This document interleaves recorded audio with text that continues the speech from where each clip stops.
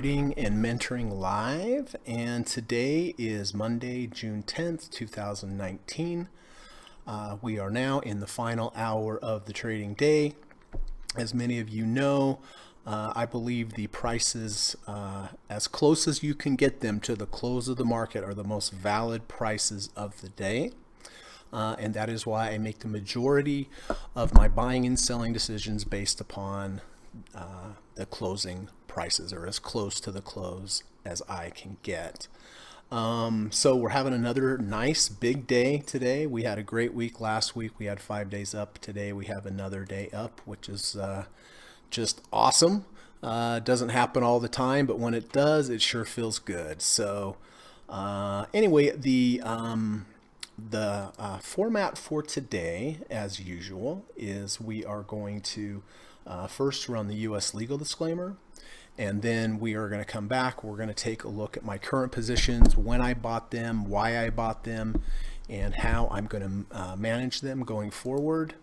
Then we're going to take a look at my watch list. We're going to go down through each stock in my watch list, take a look at the technicals, look at the support and resistance, the RSI, all sorts of stuff, and see if we can identify something that would be a good purchase at the end of the day based upon risk and reward and also technicals. So that's the plan. And then after the market closes, if you have any questions whatsoever, I'm very happy to answer them. You can just type them in the little chat box. And if you're not clear on something that I talked about during the session, or if you'd like me to take a look at any symbol, I would be really happy to do that for you. So that's the plan. And so let's go ahead and run the U.S. legal disclaimer quickly, get that out of the way, and I'll be back in about 40 seconds. So hang tight.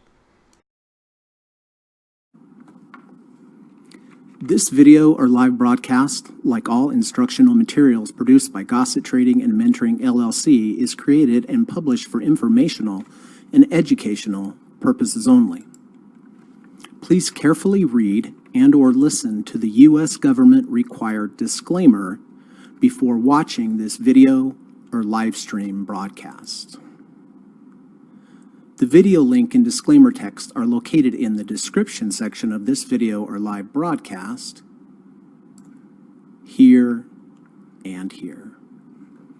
Thank you so much.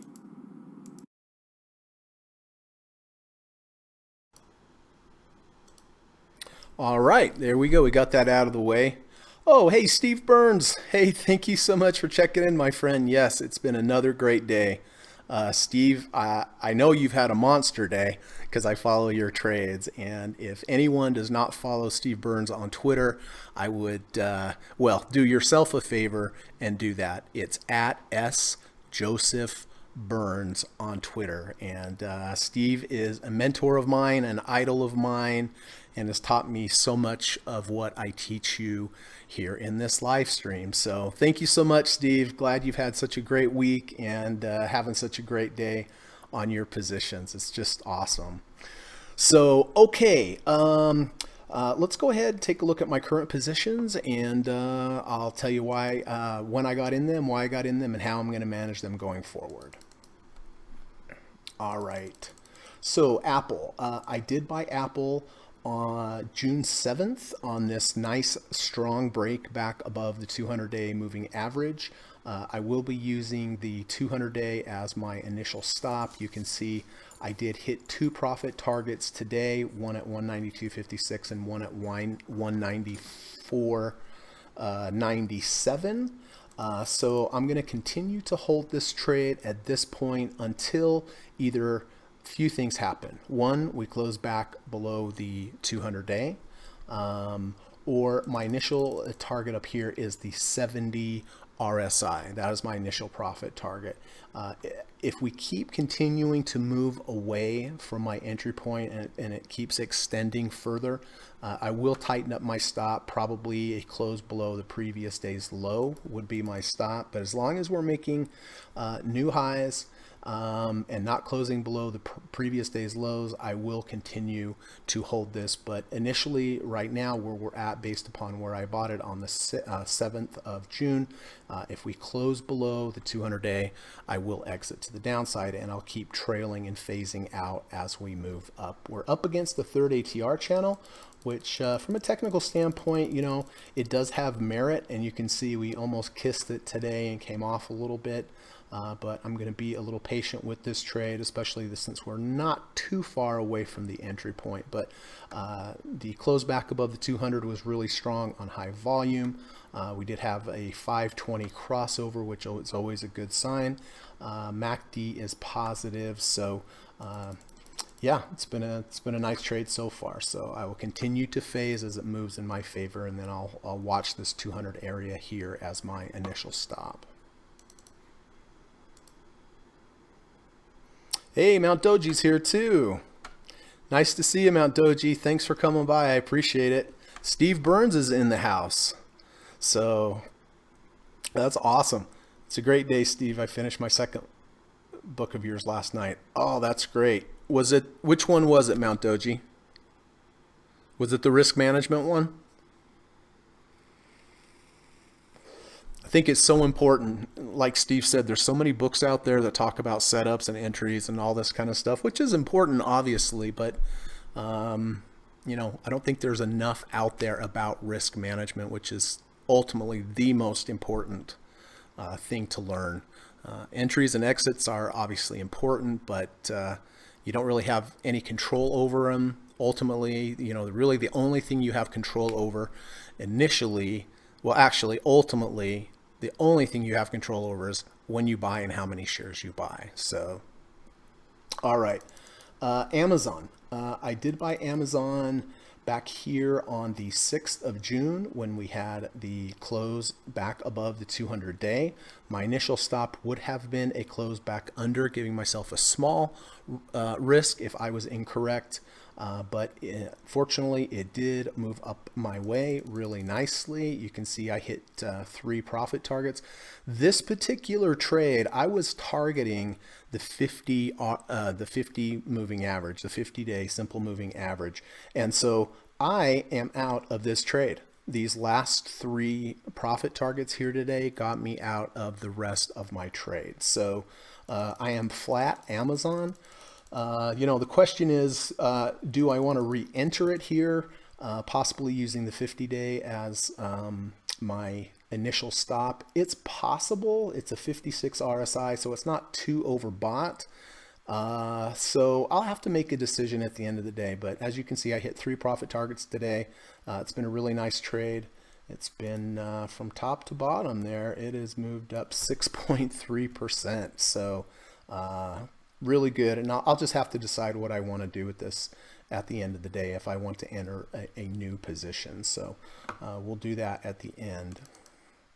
DDM, I did buy DDM back on the 6th of June when we closed back above the 200-day moving average. This is a double leveraged ETF derivative of the Dow. As you can see, it's moved up nicely since I bought it. I did hit 1 profit target today. You can see we did tag that third ATR channel again, which does add some resistance and does add some support in a lot of charts. So this is a trend trade for me, so I'm really not going to manage this on a discretionary basis. I'm just going to continue to hold this until one, I either phase all the way out and I'm out of my shares, or we close back above the 200-day moving average. So I like to have a variety of different type of trades: discretionary trades, trend trades, or moving average crossover trades. I do sell puts also.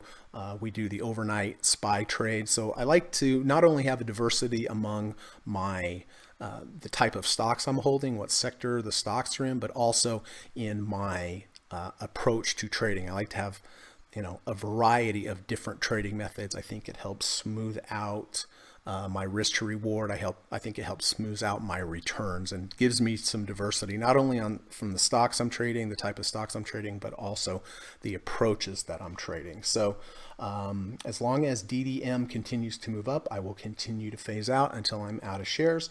One caveat is if we do get up towards the 70 RSI and we reject the 70 RSI, I probably would go ahead and just lock in what I have left, or we had a big, huge reversal candle with a lot of volume, something like that. So DDM's doing well. Hey, Andy's here. How's it going, Andy? Thank you so much for checking in. I appreciate it, my friend. Mount Doji says, I picked up the buy and sell signals. Risk management is next. Oh, yeah. Yeah, that buy and sell signals is a good book, too. Hey, Ramble Ron's here. How you doing? Good to see you, Ramble. So that's DDM. We're just going to continue to phase out of this on the way up, unless to the downside, if we close below the 200, that will be my exit. Okay, what else do we have here?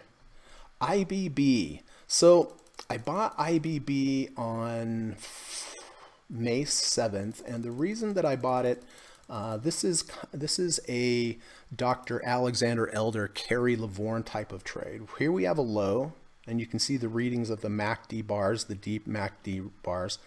We rallied up, we came back down, we made a lower low, but the MACD reading here is more shallow than the previous MACD reading.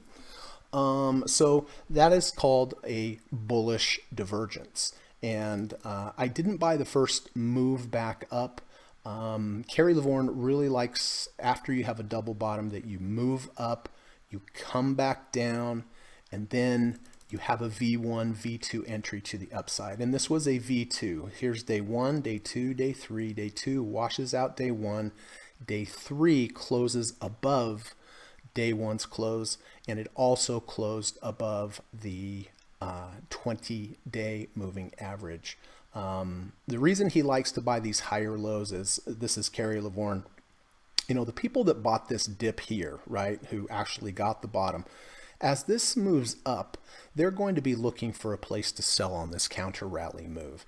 And once they do, that will probably add selling pressure, and that's one of the reasons why, you know, you might go down. Well, here it was strong enough not only to go down, but initially, but to immediately go back up. So the buyers here sold here, started to go down.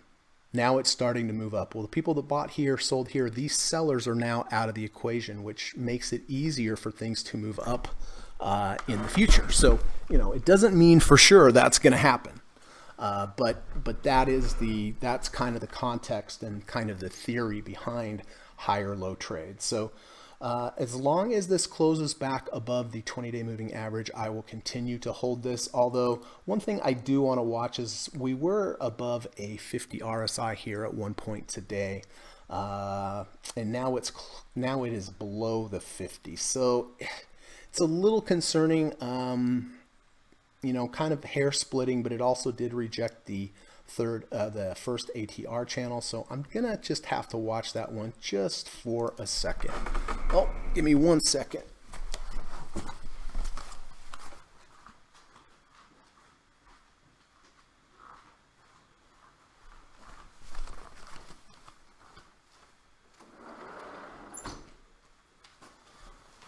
Okay, sorry about that. All right, so back to Intel. I did buy Intel back here on the 29th of May, and I bought this because the previous day we went under the 30 RSI, we went under the third ATR channel. The next day we closed back above the 30 RSI, and we closed back into the channel. My initial stop on this was a close below the 30 RSI, giving me a small risk. But as you can see, it did hold the 30 RSI. MACD started to go positive, and we have moved up very, very nicely since there. I did hit 2 profit targets today. It is above the 50 RSI, which is also positive. So at this point, because we have moved so far and we're extended so far from my entry point, my initial stop here would be a close below the previous day's low. So, you know, let's say tomorrow we close below today's low. That would be my signal to lock in the shares that I have left. If it continues up tomorrow and continues up tomorrow and then tested the 200-day and failed, I would also use that as my signal to go ahead and lock in profits. But this has been a wonderful trade. This has been about a 5.86%. So, and I phased out all the way. So it's looking good. All right, 3M. So 3M here again, we have a low, we have a bit of a rally. We come down, we make a lower low. It's losing momentum here. It doesn't look like it from a MACD perspective. It is. You see how deep the MACD bars are over here and here. Even though we're lower, the MACD bars are not red, they're actually green, which is positive. So now, just because you have this type of setup, this is big picture. It doesn't mean you just go ahead and buy it. You have to have some kind of trigger. So big picture, this is looking good, but you have to have some kind of trigger to get you in. I could have gotten in here on the 4th of June, and the reason why is we went under 30 RSI, over 30 RSI. We closed above the 10-day moving average, which we have not done for a long time, but I decided to give it one more day and see if it would backfill a little bit, and it's exactly what it did. It moved up, came back down. I got a little better. I got it a little close before the end of the day, but you can see I did get a better entry than I would have the previous day at the close. So I did buy it here at 163.54. It has moved up nicely. I've been phasing all the way. I hit 2 profit targets today, got close to a third. Currently at this point, we're at a 43.95 RSI. Let's see, did we test the 50 today? No, not yet. So, you know, being that this is extended, I am going to have to watch this carefully. I may even go ahead, if we closed under the 20-day moving average today, I actually may go ahead and lock that in. But if it closes over the 20, I will definitely hold it.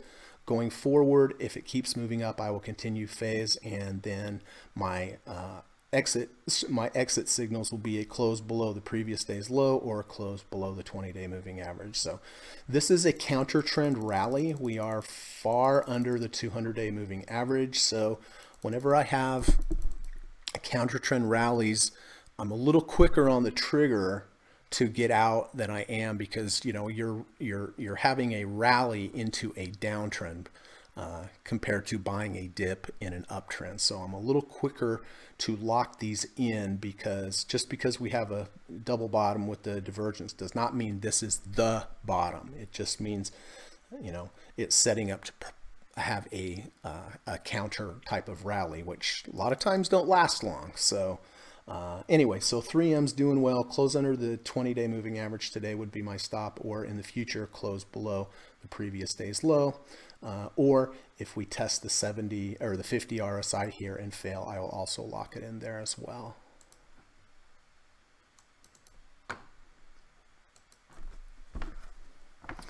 All right, so Philip Morris, I did buy Philip Morris on Friday.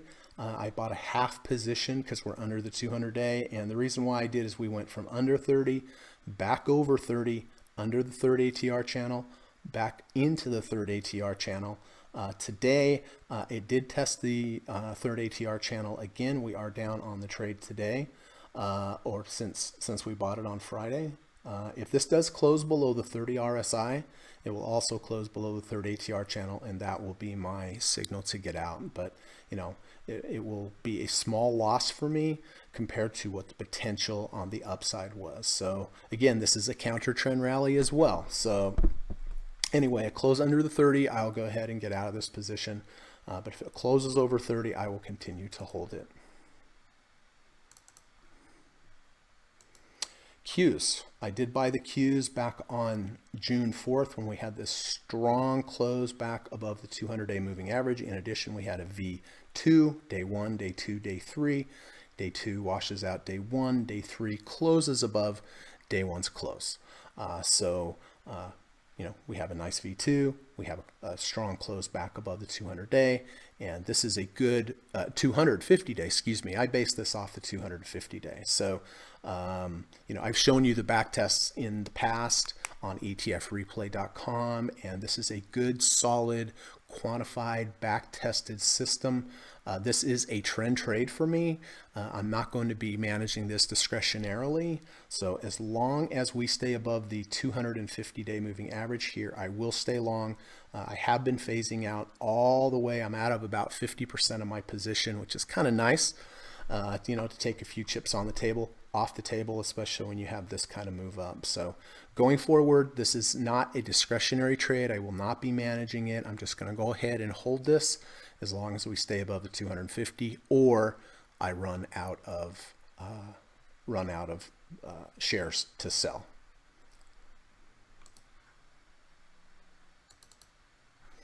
All right, here's the SPY. So I did buy SPY back on the 6th of June or the 3rd of June. And why did I buy it? Well, for two reasons. One, we went under the 30 RSI. We closed back over the 30 RSI. We went under the third ATR channel, this line here, closed back above the third ATR channel. I did phase out. I exited the position on Friday just because we were coming into some resistance up here, but it was a beautiful trade. Higher today, but that's okay. When you phase out, sometimes it works for you, sometimes it works against you, but the important thing is that you're consistent. Some days you're going to be really glad you phased out. Other days you're going to be unhappy that you phased out, but take it with a grain of salt. Phasing out works for me. There are other people. Steve does not phase out, and he's had some monsters, right? But there's going to be other times where it does go up for a few days, come back down. So it all washes out. It just has to fit your personality. It has to feel good to you. And then when you find something, that works well, using, correct trading principles that works for your personality, that's what you want to use, and that's what you want to stick with. So, excuse me. So now, bought here, phased out up to here.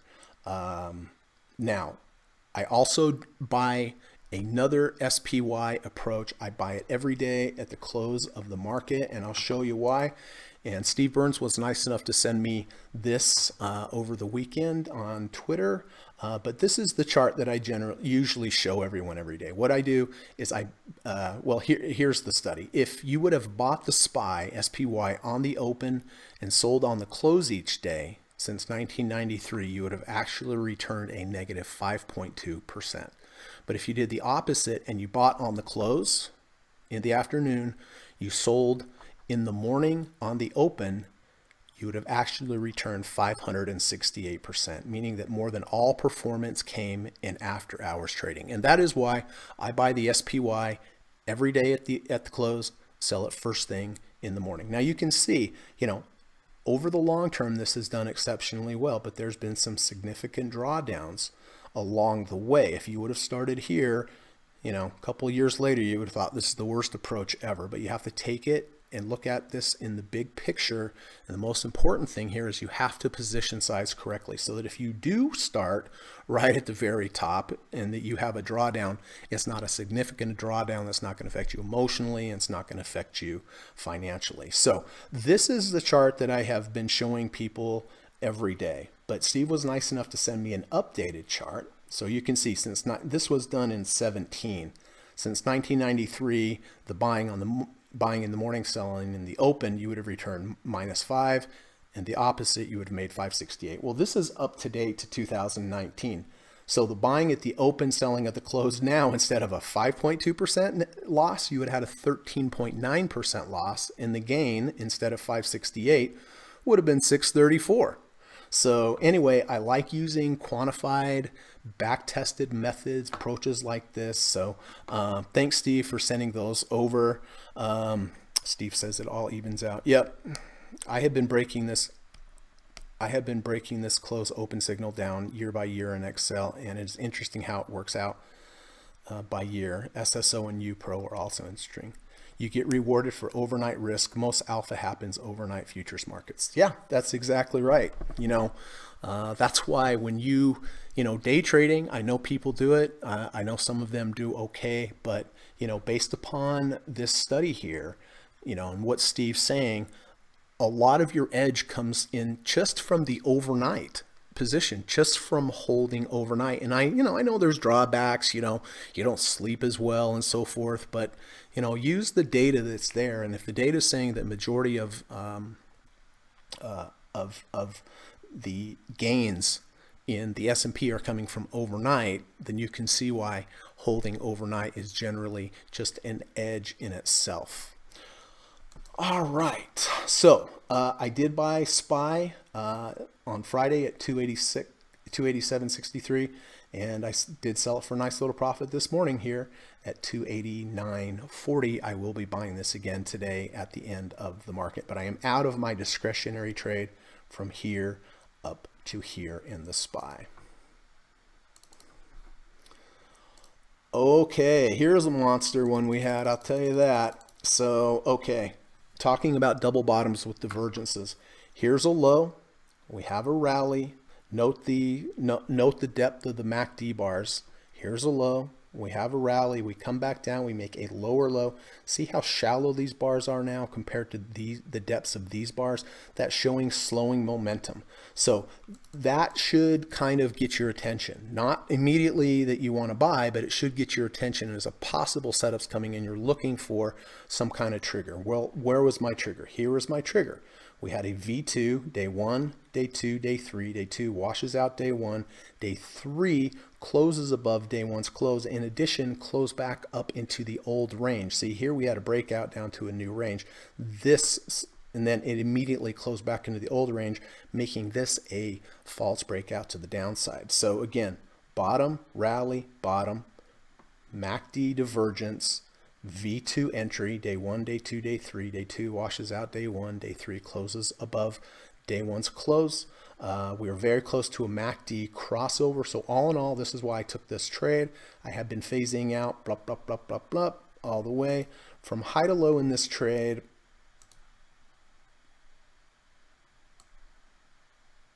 This is a 14.2% monster.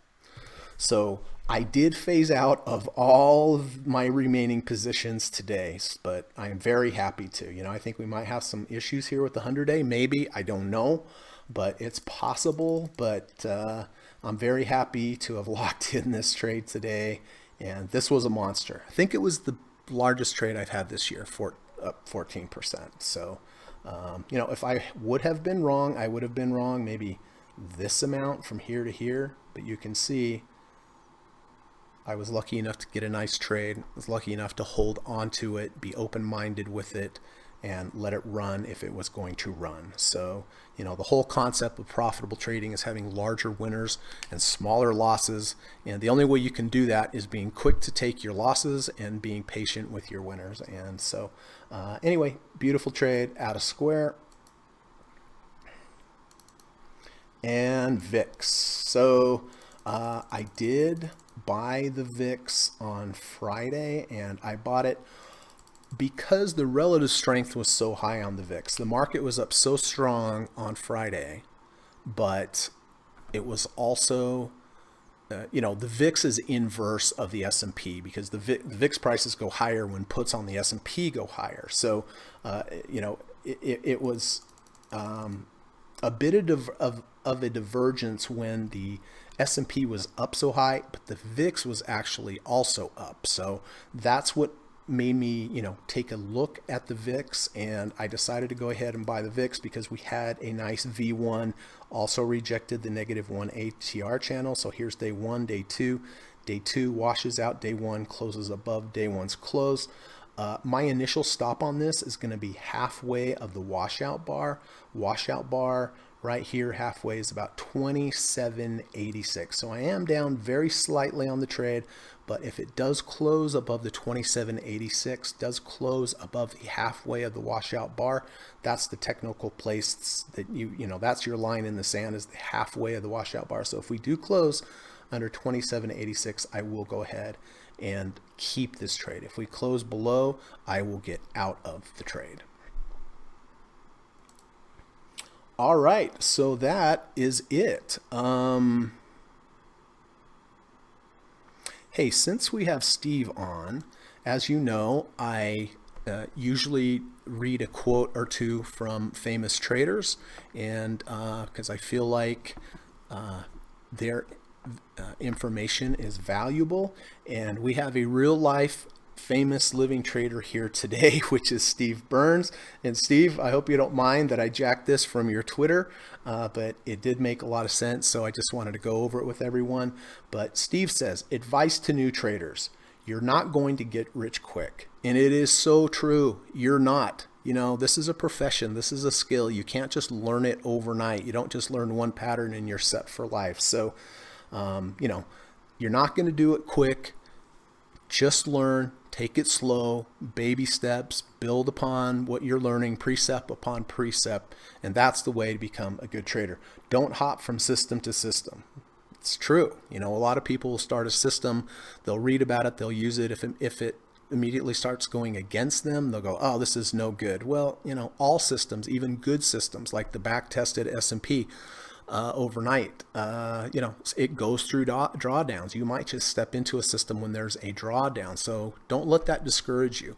I think it's a good idea to learn one particular approach, one particular type of trading strategy, learn it, do it slowly, build upon it, really master it before you move on to a second one. Yep, Steve says it's a long time, but well worth the journey. Have a planned exit for every trade. Super important, right? I mean, we always talk about you have to have a plan. You know, put together a plan, make sure it allows for large wins, small losses, but more importantly, stick with the plan. It's easy to write a plan when the stock market's closed, but then the stock market opens and things are, you know, all the lights are blinking and your plan goes out the window. But be a strong enough person to and commit to writing a plan and sticking with the plan. Limit your loss to a fraction of your capital. That's exactly right. It's the most important thing. It just has to be a small amount. So that if you're wrong, it doesn't affect you emotionally, it doesn't affect you financially. Me personally, the largest trade I take is a 10% position size of my capital. If we're above the 200-day, if it's below the 200-day, I take a 5%. It doesn't mean it's the correct numbers, but for me, it works. Your entry is only a small part of the equation. So small. I mean, it's easy to hit a button and buy something, but the work comes in the analysis of the risk to reward ratios, the setups, the so forth. And then the early years are for learning, profits are for later. Exactly. You know, it's a skill. It's something you have to learn. But, you know, if you jump into trading, you lose a lot of money, you're going to be out of the game and you're not going to have the experience you need to become a good trader. Just with anything, to get good at something, you have to do it for a long time. To do it for a long time, you have to stay in the game, and to stay in the game, you have to have money, and it all circles back to your position size. So anyway, it's really good advice, Steve. Hope you don't mind that I use that, but I thought it would be helpful for everyone. All right, let's go ahead and see if there's anything that we want to buy today. Of course, Apple, we already know about that. I'm going to be keeping this unless we close below previous day's close or close below the 200. Amazon, I am now out of Amazon. I phased out of my remaining balance here today. MACD did go positive. We're at a 56 RSI. You know, I think I'm going to be a little cautious here. We've had two big days, big strong days up, which doesn't mean anything by itself, but I still do have the cues, and you know, I'm just respecting that we've had this big run here, so I'm going to be a little cautious. Boeing, you know, nothing on Boeing today, but here's another example of a bottom, a rally, a double bottom with a nice divergence closing back into the range. I did buy this here, and I did sell it here for a couple day trade when I rejected the 20-day moving average. A little higher from there, but was still a good trade. Alibaba, Boy, you know, I was thinking about buying Alibaba on Friday here, but it rejected the 10-day moving average, and so I didn't buy it. But that's how it goes. Nice big trade up. At this point, I probably would be looking for a close above the 200 as my initial entry point on this trade. Or if we come back down, test this bottom, have a double bottom with the bullish divergence. So nothing on Alibaba. Caterpillar had a nice move up, but nothing there. Canopy growth is somewhat interesting. We did close above the 200-day moving average here. We did come from a lower low. MACD is getting close to crossing. We are at a 50 RSI. Let's take a look at this on the weekly. Weekly has the 10 and the 20 and the 5 resistance above here, but if we can get there, you know, we may go back to all-time highs. So let's take a look at that at the end of the day. Cisco, did not buy Cisco. It's moving up strongly. Delta Airlines actually down today, rejected at the 50-day moving average. The DDM I do have. One thing that's concerning me here on the DDM is you can see we did reject the third ATR channel, and we also currently we are higher than the previous day's close, but we are lower than the open. So that's somewhat of a negative bar, a negative candle formation. But, you know, going into this trade, my approach going into this trade was not discretionary. It was just long-term trend trade over the 200 days. So if I was discretionarily trading this, I might consider taking this off. But as my plan was just a trend trade, I'm going to hold it. Dow Jones doing well, same formation as the DDM. Walt Disney, I did buy Walt Disney here on the 4th when I bought it. Where did I buy it? I bought it here. I bought it here when we had this V2 formation, day 1, day 2, day 3. Day 2 almost closed above day 1, but day 2 did close above day 1, and I got out of this on Friday. It was a beautiful trade all the way to the top here. You can see it has gone down today. If we closed below if I was still in this, I would definitely be taking this off right here, but I did phase out and got out of everything on Friday. Etsy had a nice strong move today. It has come back down. There was some selling up here, so I think I'm just going to let Etsy go. You know, I think somebody could buy this if they wanted to, using the 20 and the 100 as their moving average, but you know, I think you're going to run into some resistance up here. So I don't know if the risk to reward, for me at least, makes sense at this point. Facebook, I know Steve has this trade. He bought this nice bounce off the 200. It's moving up nicely. Where did this get today? Yep, Mickey took a spill today. We got out of Mickey just about the right time, Bruce. Facebook did not test the 50 RSI. It got close, but nothing for me there.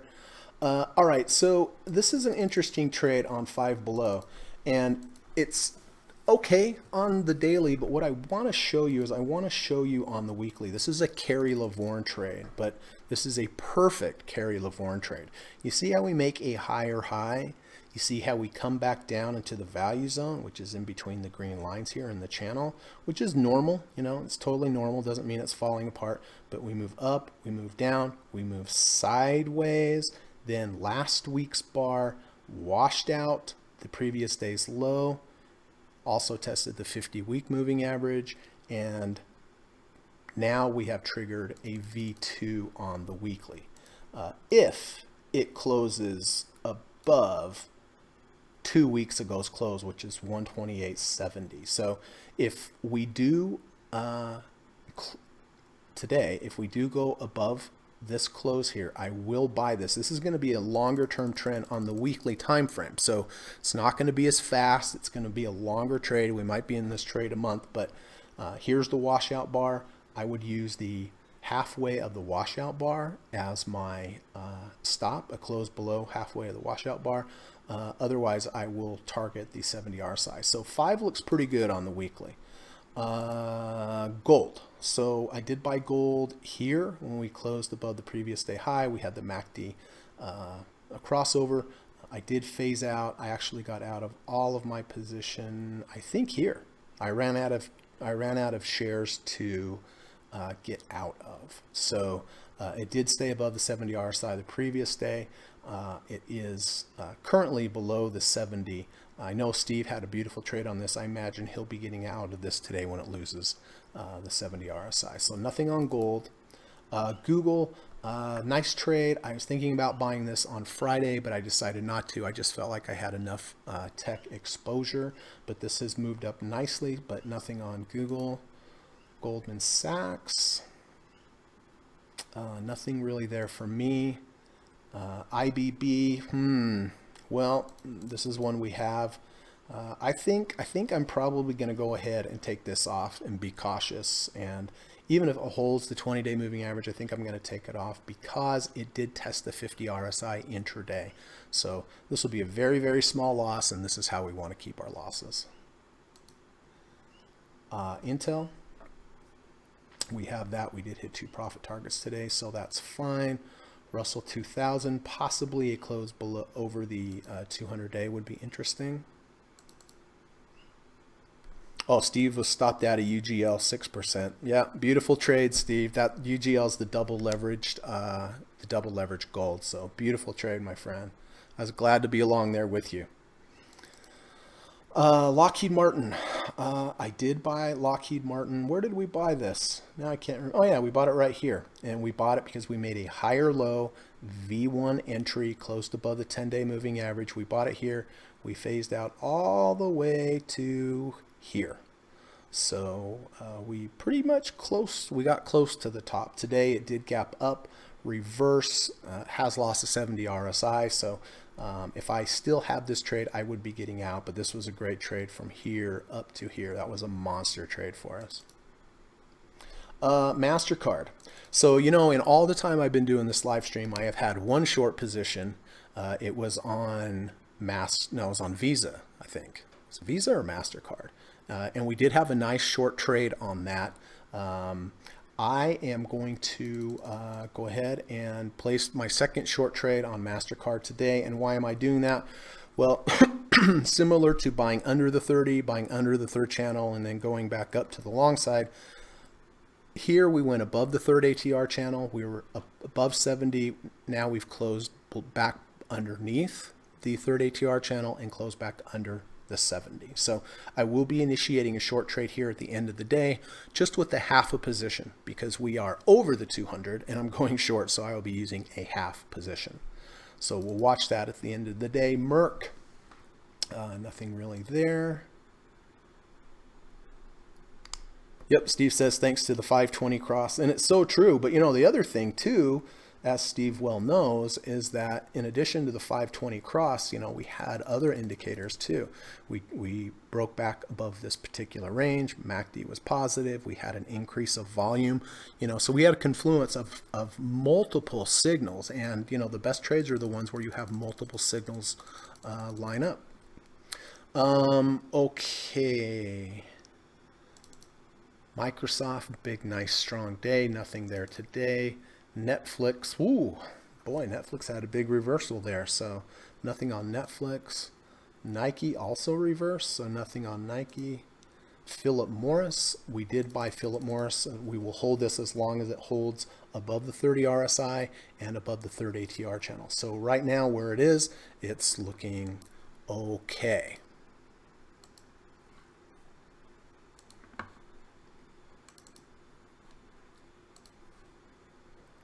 PayPal, nice move up, but nothing there today. QLD is the double leveraged Qs, but I already have nothing there, so I already have the QQQ, regular QQQs based upon the 200. So this one's moving up nicely. This is a trend trade. I'll keep this as long as we close over the 200-day. Silver did take a move down today. I believe Steve has this as well, so I imagine. I'm not sure if he got out of that or not already, but the metal's having That's right. Steve says confluence of signals is the best odds. And that's what I always look for. I mean, about the only trade I'll take just based upon one signal is the 200 day. But other than that, I like to see a multiplicity of signals. And I'll tell you, if you focus on, say I need 2 signals or 3 signals in order to enter a trade, I feel like if you do that, you're going to see an improvement in your trade. SPY, I will be buying this. Better write that down. How much time do we have? We have 15 minutes. All right, so I will be buying the SPY. Oh, you stopped out for a 2% loss on silver. Okay.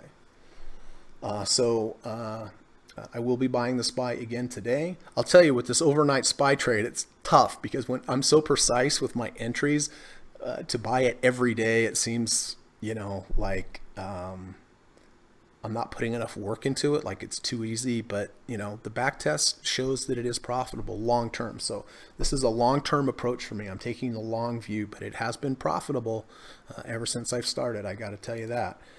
SPY, I did phase out of everything today, so I am now flat square, and I'm very happy to be flat at this point. AT&T, big reversal bar. Bearish engulfing candle to the downside. TLT, we had that big run up. We've come back down. If we get back near the 20-day moving average, that might be a place for a bounce. Not just because it gets there, but it'd have to get down into this range and then have some kind of trigger like a V1 or V2 to trigger me back up into the long-term trade. Tesla, I almost bought Tesla here. We went under the 30 RSI, under the 30 ATR channel, closed back above, but I didn't like that it got stuck right at the 10-day moving average, but it's okay. It's moved up nicely, and I'm really happy for anyone that had Tesla. UNG, okay, so here's an example. Okay, yesterday we were under the 30 RSI. Today we closed above the 30 RSI. Does that mean I'm going to buy it? No. And why? If this closed back above the third ATR channel and it closed back above the 30, then it's possibility I would take a half position. But this is what I was talking about before. This is only one signal. This is under 30, back over 30, but we're still under the third ATR channel. We're still under the 5-day channel, so it's just not enough for me. I'm not saying that you might not have a day or two rally here, but it's part of my plan. I want to stick with my plan. Steve says the overnight trade eliminates intraday risk. Boy, it is so true. It's so nice, when you sell it in the morning and you don't have it and you just wait to see what it does the rest of the day and then buy it again. So you're 100%. I really like that trade, I'll tell you. Oil. We did go under the 30, back over the 30. We went under the third ATR channel, back over the third ATR channel. I didn't buy it. Right now it's holding. Looks like it's holding both, but I'm just going to let that one go. The dollar has been weak. It's obviously sold off pretty dramatically, but nothing there. Visa. I like the chart on MasterCard better. We nap better during the day than day traders. Oh, that's for sure. Like Steve says, he would rather battle for the easy dollars than battle for the hard pennies. And when you're day trading, it's really what you're battling for. You're battling for those hard pennies. Remember, a lot of your edge comes from holding overnight, the overnight moves. And so intraday, you're not moving that much. And even if you do, you're battling for pennies. So Visa, I do like MasterCard short better. My VIX trade here, it's going to be right on the bubble, 27.86, and it's exactly where it's at. So if it closes above, I will continue to hold it. If not, I will go ahead and sell it. Verizon moved back today. I'd like to see Verizon close under the 200 and then back over, giving us a higher low 200 break. If that happened, I would enter the position potentially, and I would enter with a full position, but I would have to have a close back under the 200 and then a close back over, giving us a higher low than the previous low. Energy, It's moved up nice. I know Steve has energy, so that's working out well. Financial select. Mount Doji, do you still have XLF? I hope he does. I think he bought it above the 50, I believe, when the MACD went positive. So nothing there for me. Real estate, nothing there for me. Healthcare, gosh, I just missed out on the healthcare trade. I was watching this intraday. I was going to buy it with the close back above the 200. Then I got busy with my other trades. I glanced in the close. It was about here, and I was like, okay, that's off the table. And then at the close, I looked and went, what? How did it make itself back up there? I was fully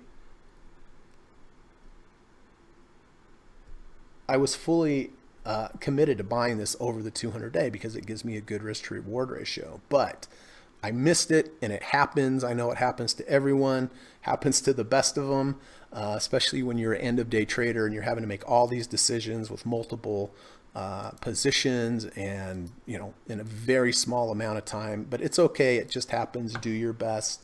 But yeah, I was going to buy that one, and it moved on up.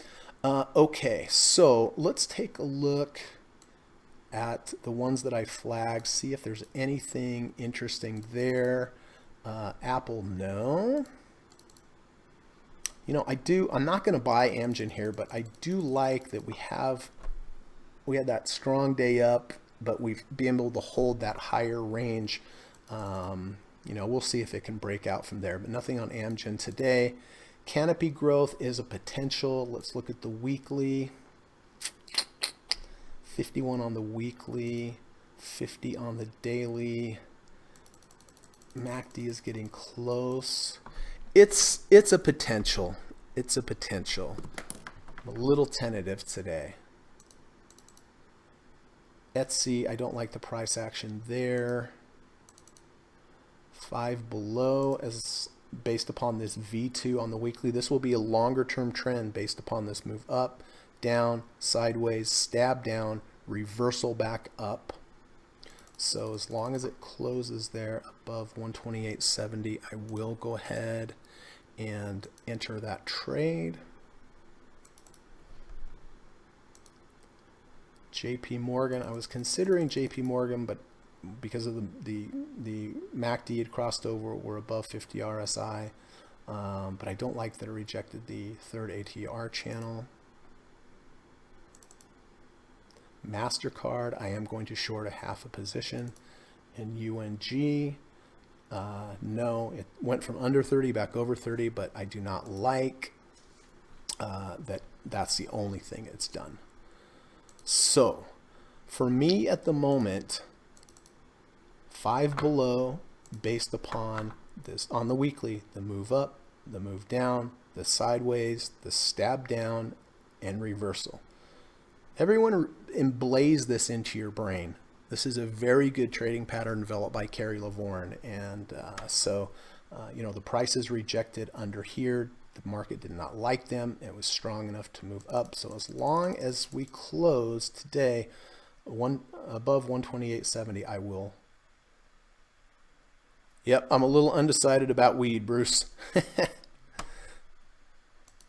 And MasterCard, I do like the short because it's two signals. Not only did it go above 70 below, it also went above the third ATR channel and below.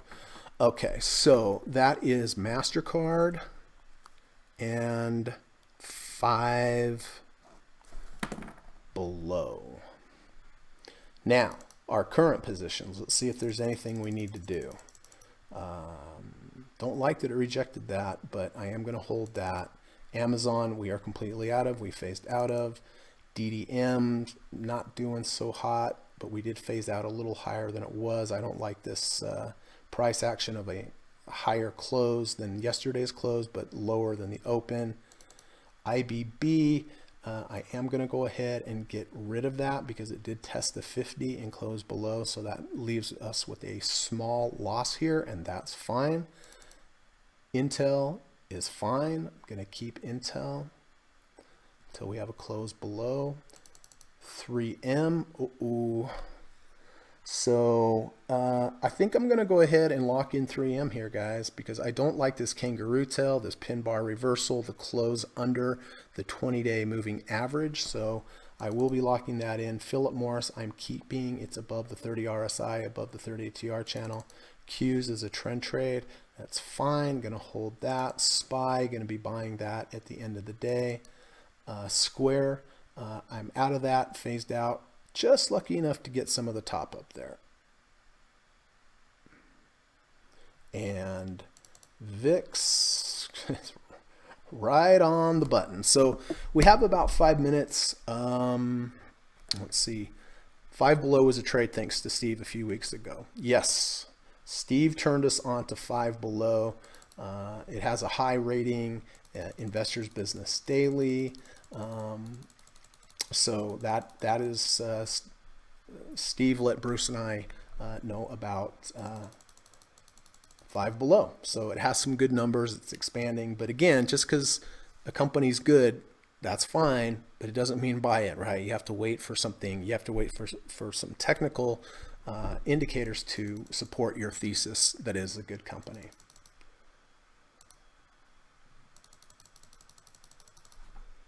Let's see, where are we at? So the Dow's only up 88 now, so it definitely has sold off a little bit since the middle of the day.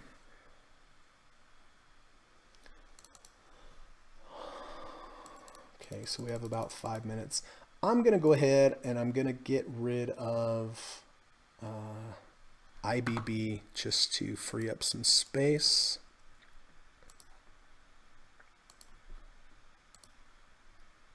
This was a half position small loss, so that's fine. I'm happy Order filled. with small losses. I trade several accounts, so I have to do this repeatedly here.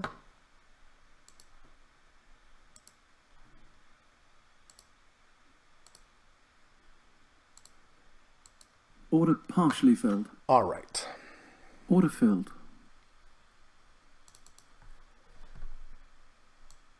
So 3M, I am going to go ahead and take this. I just don't like the pin bar reversal or the kangaroo tail, as Dr. Alexander would call it. We are in a counter trend rally, so this makes me even more concerned. We also did reject the 1 ATR channel. So this has been a nice trade, phased out of some higher. So I am going to go ahead and just take that off the table.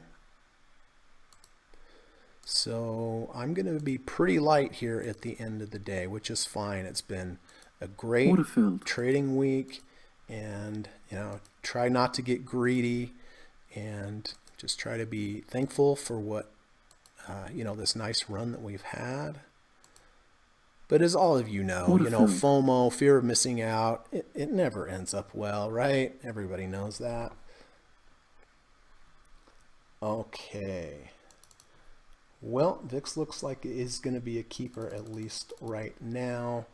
Going to go ahead, short MasterCard and Five Below. So I'm going to be taking a full position on Five Below because it's over the 200-day moving average.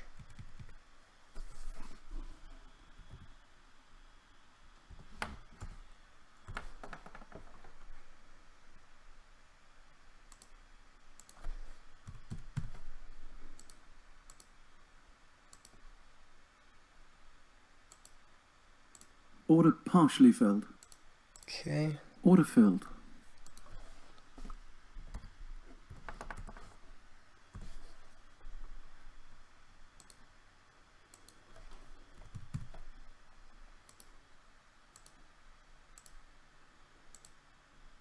Order partially filled.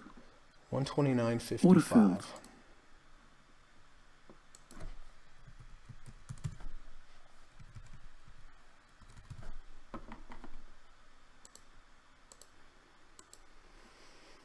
All right.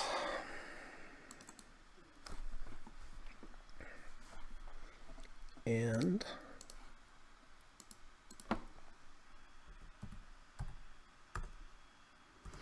okay, we've got 2 minutes, so I better hustle.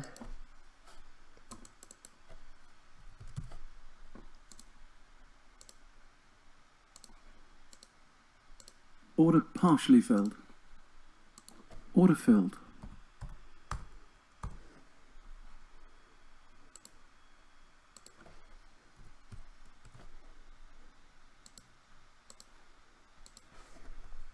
Order partially filled. 289.07. Order filled.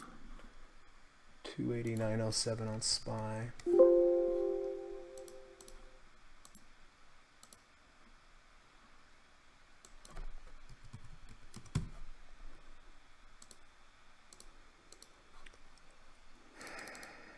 Okay.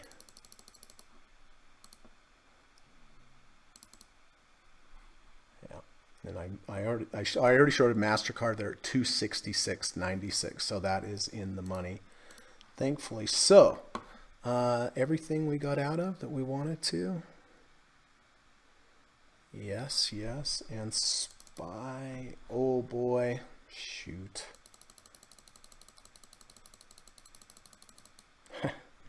All right.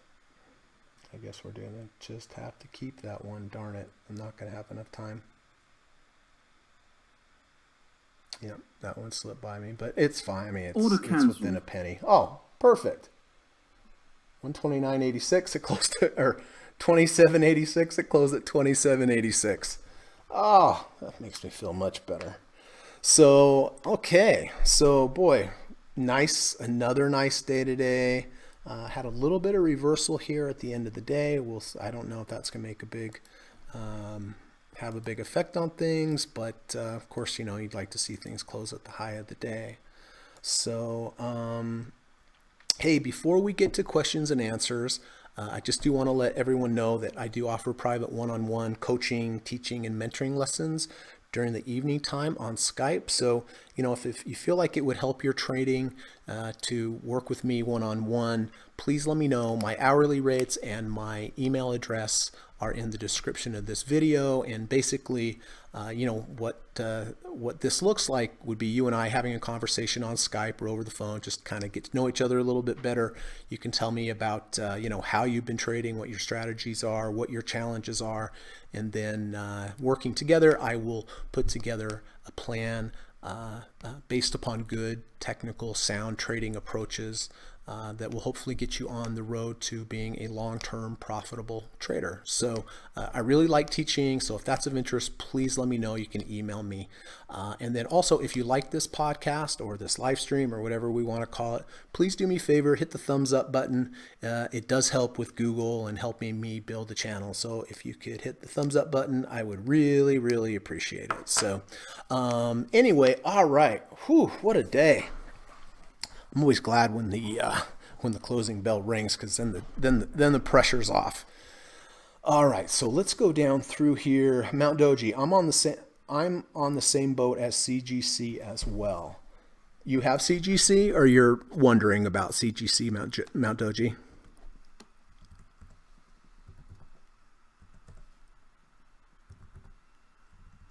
Order cancelled.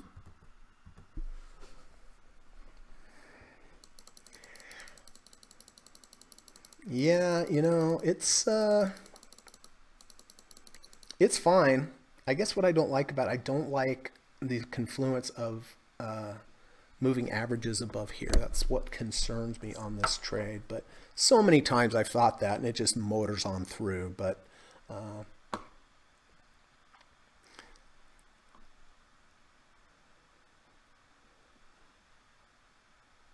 Steve says IBD 20, big cap 5. Yep. The 5's in the big cap, the 20 on IBD. Steve Burns, profit taking on the Mexico tariff news rally. Yep, that's right. That is right. Kind of the buy the rumor, sell the facts situation. Johnny, hey, I have to run, but curious what you think about HBI. Thanks.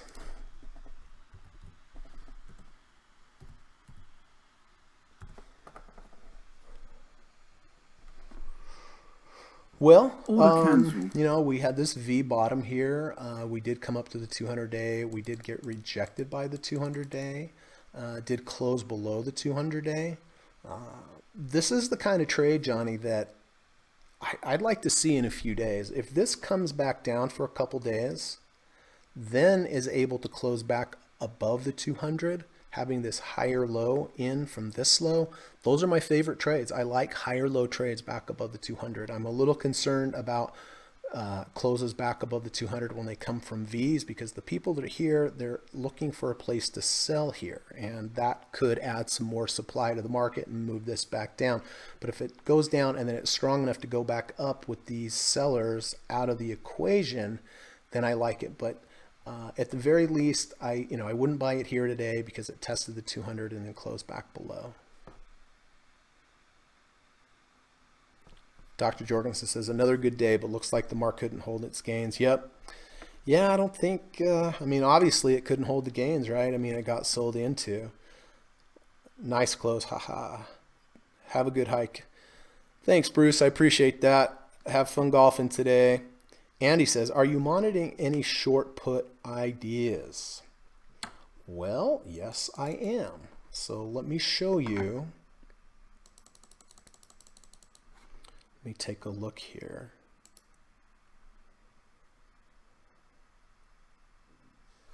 On Philip Morris, not only do I have a long position on Philip Morris, but I also sold some puts on Philip Morris down here to 72.50. So this is quite a long ways down here, right? This is about 5.8%. This is a 2-week put that I'm selling, and let's take a look and see, why did I actually enter this put? Sorry, this chart's a little busy because I also have a trade, but here we have a confluence of this is on the monthly chart. We have the -1 ATR channel dovetailing with the 100-day at the 100-month moving average. So, this should act as a little bit of support on the monthly. It's an assumption that it's going to, but it's certainly, better than nothing. But so I even went lower than this just to get a little room to breathe. So here on the monthly, I do feel like there's going to be some support in this range. On the weekly,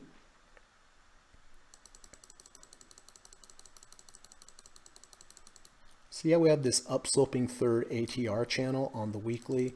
Well, this area that I showed you on the monthly also dovetails nicely with the third ATR channel on the weekly, the 72.50 price range.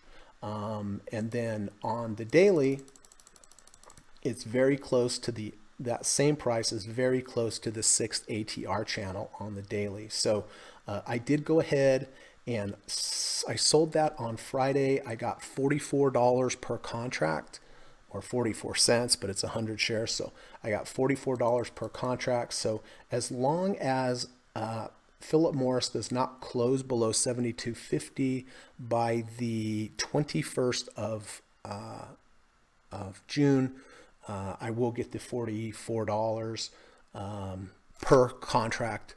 So that is why I sold. We have confluence of support down here on the monthly. That dovetails with the third ATR channel on the weekly, and that dovetails with close to the 6th ATR channel on the daily. So I was looking for other things to sell puts on today, but I really couldn't find anything. There's sometimes where you have a lot of potential options, and there's other times where you just don't have anything. And the other thing is, when the market's moving up, the volatility goes down on the prices of the options. And if you're selling options, you're going to get less of a price. So, really your edge in selling options is when volatility is high, because generally the people selling the puts overprice the options, and the people buying the put pay too much. Not that it works every time, certainly, but the best time to be selling options is when you have when there's the most volatility, because you get the highest price. Mountain Doji says the technical levels look good, but I noticed the MAs. I noticed the MAs above as well. Oh yeah, on CGC. Are you able to pull up the ETF iPay? There was a huge volume spike. I'm very confused about. Yeah, let's take a look.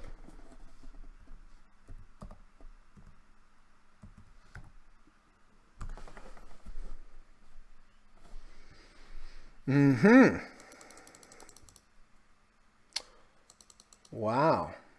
Definitely a lot there. I mean, the chart is positive chart. It just concerns me that we're up here in this third ATR channel. We're at a 64 RSI. So in general, it seems a little too high for me. This is a nice move up though. You know, the way that I would view this chart at this point as I would look for a pullback, you know, strong moves up, have pullbacks as a normal course. It's totally normal. Does not ruin the integrity of the chart if you just have a simple pullback. But at this point, you know, here's the negative 1 ATR channel. Here's the positive 1 ATR channel. I would be looking now. I feel like buying up here would be chasing. I would be looking for a dip back into value and looking for a V1 or a V2 trigger to the upside. Okay. Well, quite a day. Boy, I feel like my voice is going. So we did hit 2 profit targets on Apple. We hit 3 on Amazon. DDM, we hit 1. IBB, we took a very small loss, got out of the position. Intel, 2 profit targets. 2 profit targets. Triple M, 2 profit targets. And I did exit the position.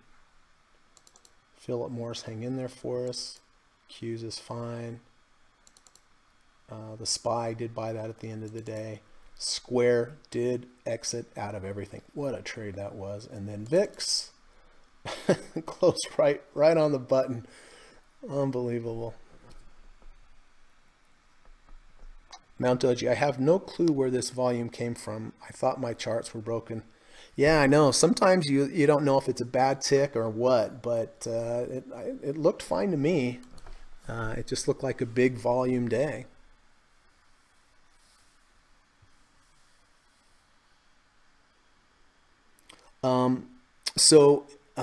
You know, if you guys have any other questions, let me know. But, you know, one thing I do want to kind of remind you of is that, you know, go out, do something nice for someone today, even if it's just holding the door, even if it's just saying hello, giving a smile, you know, it might make a real positive difference in their day, and it's free and it'll probably make you feel good too. So, Mount Doji says, I'm noticing a ton of kangaroo tails. Yeah, I know.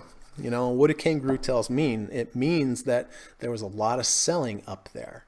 And listen, we've had 6 days straight up in the market, huge, strong days. So, you know, I wouldn't be surprised if we're a short-term type. I don't know that. I'm not going to just get out of everything assuming that we are. You know, it's certainly within the realm of possibilities. So I feel pretty good actually that got out of positions today. I'm pretty light overall in my positions. So yeah, this has been, I think, the one of the best trading. The last 6 trading days been the best of the year for me.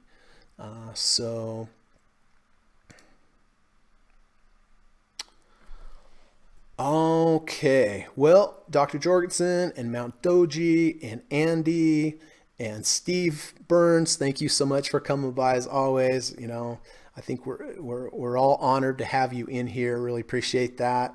And Johnny, thank you for coming by as always. And anyway, I hope this live stream is helping you. I'm hoping that it's helped putting this trading business into context for you. So if you have any other questions, feel free to go ahead and just send me an email. My email's in the description here. So if you have a question later on today, feel free and I will do my best to answer it. So all right, well, if there are no more questions, I will go ahead and end this one today, and I hope to see you all tomorrow, and we will do this all again. So thank you so much, everybody. Have a good day, and we will talk to you tomorrow during the last hour of the market. Take care. U.S. government required disclaimer. Stock, options, futures, and forex trading is not appropriate for everyone. While there is a potential for large rewards, there is also a substantial risk of loss associated with trading. The material in this video or live broadcast is not geared towards any particular individual or to any particular financial situation and is not intended to meet the particular investment objectives of any viewer. This video or live broadcast, like all instructional materials produced by Gossett Trading and Mentoring LLC, is created and published for informational and educational purposes only. Any and all information contained in, implied, or referenced by this video or live broadcast is not to be construed as investment advice, and no representation is made that any individual or entity involved in production of this video or live broadcast is an investment or financial advisor or is registered or authorized to give any financial advice. We are publishers and educators only. Therefore, the various producers of this video or live broadcast will not accept liability for any loss or damage of any kind which may arise either directly or indirectly out of the use of any of this material, including any loss of profit. No representation is made that any account or investment will or is likely to achieve the profit or losses demonstrated. We recommend consultation with a licensed and qualified professional before making any investment decision. This video or live broadcast is not to be construed as an offer to buy or sell any security, financial instrument, or financial product of any kind. Notice is hereby given that any individual or entity involved in production of this video or live broadcast or their clients may have an interest in any security, financial instrument, or financial product mentioned or referenced. Any simulated or hypothetical performance result depicted does not represent actual trading and therefore may under or overcompensate for the impact of various market factors such as lack of liquidity. Thank you.